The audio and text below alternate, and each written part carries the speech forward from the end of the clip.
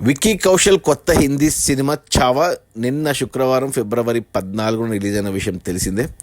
ఇక ఈ cinema advance booking 2 లక్షల టికెట్లతో 15 కోట్ల గ్రాస్తో అడ్వాన్స్ బుకింగ్తో ఓపెన్ అయిన సినిమా నిన్న ఎక్సలెంట్గా సినిమా కుమ్మేసింది. సినిమా కలెక్షన్స్ పరంగా అండ్ ఈ సంవత్సరపు హయ్యెస్ట్ కలెక్షన్స్ హిందీ సినిమాల నుంచి బిగ్గెస్ట్ ఓపెనింగ్ తీసుకునింది.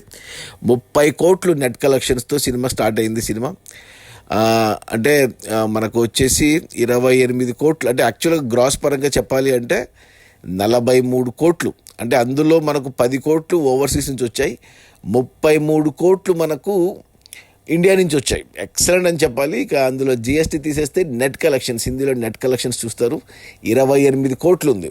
అంటే ఈ 2025లో ఇదే హైయెస్ట్ ఈ సినిమాకు వచ్చిన. ఇంతకుముందు స్కై ఫోర్స్ సినిమా నెట్ 11 కోట్లే ఉన్నింది, ఇది 28 కోట్లు ఓపెనింగ్ తీసుకొనింది.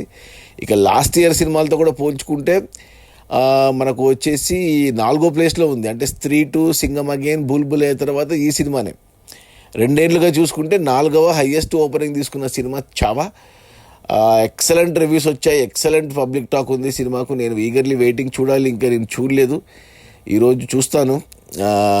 ఇక సినిమా బడ్జెట్ ఏమో 140 కోట్ల బడ్జెట్ పెట్టి తీశారు ఈ సినిమాని. దినేష్ విజన్ చాలా హయ్యెస్ట్ బడ్జెట్ పెట్టి తీశాడు. ఇంతకుముందు అతను స్త్రీ 2 అతనే తీశాడు, ముంజా అతనే తీశాడు, అన్ని హిట్లే అతనికి.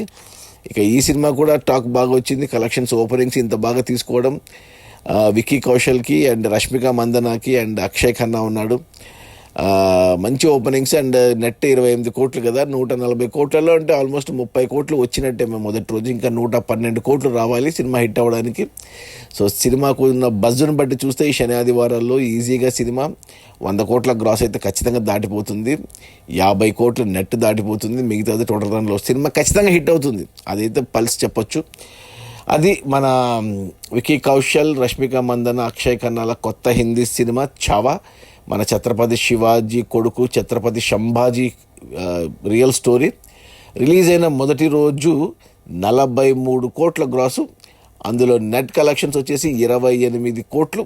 సినిమా బడ్జెట్ 140 కోట్లు అయితే మరో 112 కోట్లు రావాలి, ఈజీగా వచ్చేస్తే సినిమా ఖచ్చితంగా హిట్ అవుతుంది.